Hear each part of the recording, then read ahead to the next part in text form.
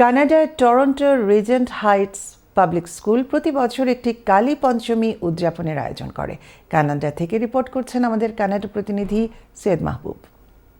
কানাডার Toronto Regent Heights public স্কুলে প্রতি বছরের ন্যায় এবারও একটি কালী পঞ্চমী পূজা অনুষ্ঠিত হয়। উক্ত এই পূজা অনুষ্ঠানের আয়োজক ছিলেন রিজেন্ট হাইটস পাবলিক স্কুলের ছাত্রছাত্রীদের অভিভাবক মণ্ডলীর অন্যতম সুরজিৎ রায় মজুমদার সহ আরও অনেকেই। বক্তব্য রাখেন পার্শ্ববর্তী সাটেক স্কুলের অধ্যক্ষ ডাব্লিউ.এ. পুটার, সুরজিৎ রায়, সুবর্ণা দে প্রমুখ।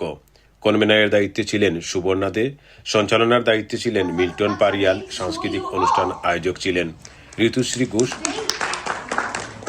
Hello everyone, happy Vasant Panchami to you all. A student was asking me, why should the principal always conduct the puja? Well, and everyone who helped us to make this event possible. পরিশেষে প্রসাদ বিতরণের মাধ্যমে সমাপ্তি ঘোষণা করা হয়। Canada থেকে সৈয়দ মাহবুব, channel news.